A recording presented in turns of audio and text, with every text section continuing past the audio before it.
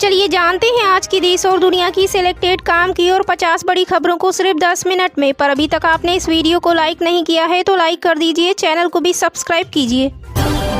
सत्ता संभालने से पहले ट्रंप की ईयू को धमकी, ज्यादा से ज्यादा अमेरिकी तेल गैस खरीदो या भारी टैरिफ झेलो।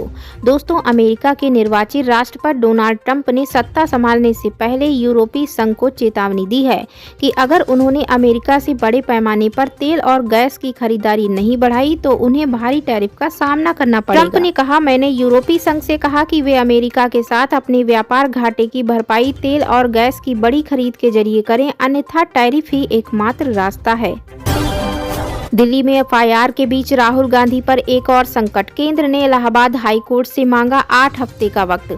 दोस्तों, इलाहाबाद उच्च न्यायालय की लखनऊ पीठ ने बृहस्पतिवार को केंद्र सरकार को लोकसभा में विपक्ष के नेता राहुल गांधी के खिलाफ कथित ब्रिटिश नागरिकता मामले में दायर याचिका पर लिए गए निर्णय को प्रस्तुत करने के लिए अगले साल 24 मार्च तक का समय दिया। इस याचिका में राहुल की ब्रिटिश नागरिकता को कथित तौर पर छुपाने के कारण इसी साल रायबरेली लोकसभा सीट से उनके निर्वाचन को रद्द करने का अनुरोध किया गया है। बता दें दोस्तों कि याचिका में याचिकाकर्ता ने दलील दी है कि उनके पास ब्रिटिश सरकार के सभी दस्तावेज हैं और कुछ ईमेल हैं जो साबित करते हैं कि राहुल गांधी ब्रिटिश नागरिक हैं और इस वजह से वह भारत में चुनाव लड़ने के लिए अयोग्य हैं, लिहाजा वह लोकसभा सदस्य का पद नहीं संभाल सकती। महाराष्ट्र में हो गया विभागों का बंटवारा, सीएम फडणवीस के पास रहेगा गृह मंत्रालय। दोस्तों, महाराष्ट्र के मुख्यमंत्री देवेंद्र फडणवीस ने शनिवार को अपने मंत्रिमंडल के सदस्यों के बीच विभागों का आवंटन किया, लेकिन सबसे अहम गृह विभाग को अपने पास ही रखा। एक आधिकारिक बयान के मुताबिक फडणवीस ऊर्जा, कानून एवं न्यायपालिका, सामान्य प्रशासन विभाग और सूचना एवं प्रचार विभाग भी संभालेंगे। मुख्यमंत्री एकनाथ शिंदे को शहरी विकास, आवास और लोक निर्माण विभाग आवंटित किया गया है। वहीं अजित पवार को वित्त एवं योजना और राज्य उत्पाद शुल्क विभाग मिला है। हेल्थ और लाइफ इंश्योरेंस प्रीमियम पर आम आदमी को बड़ा झटका। दोस्तों, राजस्थान के जैसलमेर में हुई जीएसटी काउंसिल की 55वीं बैठक से आम जनता को बड़ी राहत की उम्मीद थी, लेकिन हेल्थ और लाइफ इंश्योरेंस प्रीमियम पर जीएसटी घटाने का फैसला फिलहाल टल गया। काउंसिल का कहना है कि इस प्रस्ताव पर और गहराई से विचार की जरूरत है। मंत्रियों के समूह को अपनी रिपोर्ट में अतिरिक्त जानकारी और स्पष्टता जोड़ने के निर्देश दिए गए हैं। वर्तमान में health insurance, term life insurance और यूनिट लिंक्ड इंश्योरेंस प्लान पर 18% जीएसटी लगाया जाता है। बता दें दोस्तों कि इस बैठक में हेल्थ और लाइफ इंश्योरेंस पर जीएसटी घटाने का फैसला न होने से आम लोग निराश हैं और इस राहत की उम्मीद लगाए बैठे थे। हालांकि उम्मीद है कि अगली बैठक में इस पर चर्चा कर कोई निर्णय लिया जाएगा। गूगल में इन कर्मचारियों की जाएगी नौकरी, सुंदर पिचाई ने छटनी का किया ऐलान। दोस्तों, गूगल कर्मचारियों के लिए बुरी खबर है। कंपनी के चीफ एग्जीक्यूटिव ऑफिसर यानी सीईओ सुंदर पिचाई ने कंपनी में निदेशक, वाइस प्रेसिडेंट समेत मैनेजर पदों पर काम कर रहे करीब 10% कर्मचारियों की छटनी करने का इशारा किया है। बताया जा रहा है कि कंपनी ओपन एआई से बढ़ते कंपटीशन के कारण ये कदम उठाने जा रही है। मीडिया रिपोर्ट के अनुसार सुंदर पिचाई ने कहा कि गूगल ने पिछले कुछ सालों में कंपनी को प्रभावशाली बनाने और इसकी संरचना को सरल बनाने के लिए कई बदलाव किए। उन्होंने आगे स्पष्ट करते हुए कहा कि गूगल अब मैनेजर, डायरेक्टर और वाइस प्रेसिडेंट जैसे पदों पर नौकरियों में कटौती करेगा। दिल्ली में आप संयोजक अरविंद केजरीवाल की एक और चुनावी घोषणा, दलित छात्रों को लेकर किया बड़ा ऐलान। दोस्तों, दिल्ली में आगामी विधानसभा चुनाव के मद्देनजर आप के राष्ट्रीय संयोजक अरविंद केजरीवाल ने शनिवार यानी 21 दिसंबर को एक और चुनावी घोषणा की। उन्होंने कहा कि आम आदमी पार्टी अगर दोबारा चुनाव जीत कर आती है तो उसकी सरकार डॉक्टर अंबेडकर सम्मान स्कॉलरशिप योजना शुरू करेगी। उन्होंने कहा कि इस योजना का लाभ दलित समाज के सरकारी कर्मचारी भी उठा सकेंगे, वह भी अपने बच्चों को मुफ्त में विदेश पढ़ने के लिए भेज सकेंगे।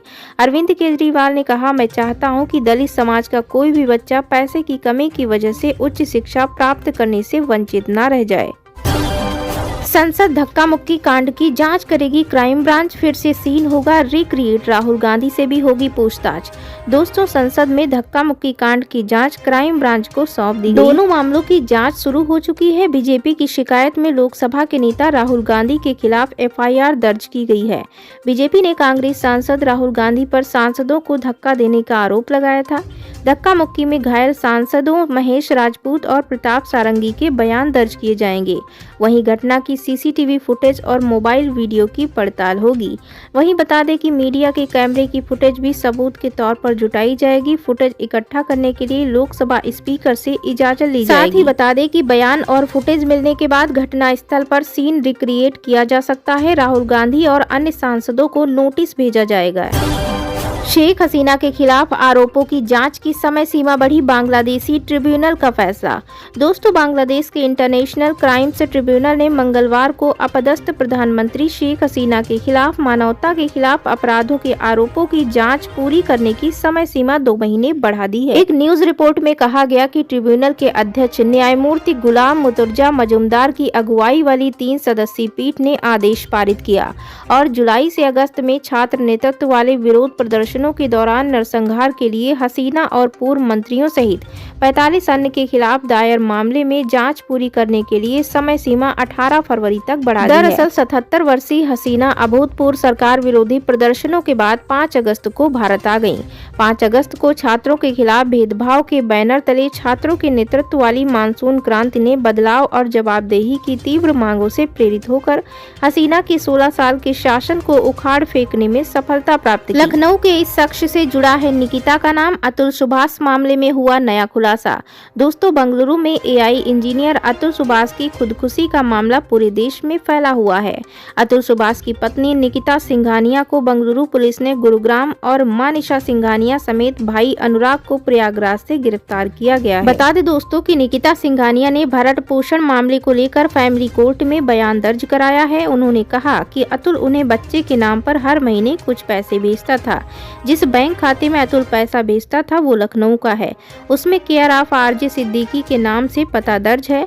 ऐसे में अब निकिता और उस शख्स को लेकर कई सवाल उठने लगे हैं। निकिता ने ये भी कहा कि अतुल से उनकी शादी दबाव में कराई गई। निकिता के बयान के मुताबिक अतुल और उनका लखनऊ से कोई लेना देना नहीं है। अतुल समस्तीपुर तो निकिता जौनपुर की रहने वाली है। शादी के बाद निकिता दिल्ली से बेंगलुरु शिफ्ट हो गई, जहाँ अतुल पहले से कार्यरत थे। निकिता के अनुसार उन्होंने लखनऊ में अपने बेटे व्योम का जन्मदिन मनाया था, जिसका खर्च अतुल ने दिया। कोर्ट के सामने निकिता ने ये भी माना कि शादी के कुछ दिन तक अतुल के साथ उसके अच्छे संबंध थे। कैंसर से जूझ रही दुनिया के लिए अच्छी खबर, रूस ने बनाई वैक्सीन। दोस्तों, कैंसर से जूझ रही दुनिया के लिए अच्छी खबर आई है। रूस ने दावा किया है कि उसने कैंसर की वैक्सीन बना ली है। यह उसके सभी नागरिकों को निःशुल्क मुहैया कराई जाएगी। रूसी स्वास्थ्य मंत्रालय ने सोमवार को ऐलान किया कि उसने कैंसर को ठीक करने वाला टीका तैयार कर लिया है। 2025 की शुरुआत से रूस के कैंसर के मरीजों के लिए उपलब्ध हो जाएगा। रूसी समाचार एजेंसी के मुताबिक स्वास्थ्य मंत्रालय के रेडियोलॉजी मेडिकल रिसर्च सेंटर के जनरल डायरेक्टर एंड्री कॉपरिन ने रेडियो चैनल के जरिए इस वैक्सीन को लेकर बड़ा ऐलान किया। इससे पहले रूस के राष्ट्रपति व्लादिमीर पुतिन ने फरवरी में कहा था कि रूसी वैज्ञानिक कैंसर का टीका तैयार करने के बहुत करीब हैं। पुतिन ने कहा था कि जल्द ही यह टीका आम कैंसर पीड़ित लोगों के लिए उपलब्ध करा दिया जाएगा। वहीं मॉस्को में Gamaleya national research centre for epidemiology एवं माइक्रोबायोलॉजी के निदेशक अलेक्जेंडर गिट्सबर्ग ने भी इसे लेकर बड़ा दावा किया था। उन्होंने बताया था कि टीका ट्यूमर को बढ़ने से रोक सकता है। इससे कैंसर को फैलने से रोका जा सकता है। यह टीका हर तरह के कैंसर के मरीज को दिया जा सकता है, उन्हें बचाया जा सकता है। विश्व के 7वें अजूबे को अयोध्या ने छोड़ा पीछे, ताजमहल से ज्यादा रामलला के दर्शन करने पहुंचे लोग। दोस्तों, उत्तर प्रदेश स्थित अयोध्या में राम मंदिर का लोकार्पण 22 जनवरी 2024 को हुआ था। उद्घाटन के पहले ही साल में अयोध्या ने पर्यटन के नए कीर्तिमान स्थापित किए हैं। पूरे उत्तर प्रदेश में इस साल जनवरी से सितंबर 2024 तक 47.61 करोड़ पर्यटक आए। वहीं बता दें दोस्तों, अयोध्या के अलावा यूपी के बौद्ध सर्किट सेंटर कुशीनगर में भी पर्यटकों की संख्या में वृद्धि दर्ज की गई। यहां 16.2 लाख पर्यटक आए। इनमें 1.53 लाख अंतर्राष्ट्रीय पर्यटक। संभल में मकानों दुकानों पर चला बुलडोजर, टूटकर गिरा बिजली का तार। सपा सांसद विधायक के बाद पूर्व जिला अध्यक्ष के इलाके में एक्शन। दोस्तों, संभल के सराय तरीन इलाके में मुख्य बाजार में अवैध अतिक्रमण के खिलाफ बुलडोजर एक्शन हुआ।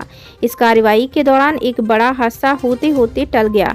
बुलडोजर बिजली की नीचे लाइनों में उलझ गया और तारों में फाल्ट हो गया। इस दौरान बिजली का एक तार टूटकर बुलडोजर पर गिर गया। गनीमत रही कि समय रहते वहां से लोग हट गए। बुलडोजर एक्शन पर मुस्लिम समाज के लोगों ने कहा कि अवैध अतिक्रमण पर बुलडोजर एक्शन बिल्कुल सही है, लेकिन दूसरे इलाके में पक्षपात नहीं होना चाहिए। दरअसल संभल में समाजवादी पार्टी के सांसद जियाउर रहमान बर्क और सपा विधायक नवाब इकबाल महमूद के घरों के आसपास इलाके में बुलडोजर से अतिक्रमण हटाया गया। इसके बाद सपा नेता अकीक उल रहमान और खां और सपा के पूर्व जिला अध्यक्ष फिरोज खां के घर से कुछ दूरी पर बुलडोजर एक्शन हुआ। यहाँ सराय तरीन इलाके में दुकानों और मकानों के बाहर अतिक्रमण को ध्वस्त किया गया। जिस वक्त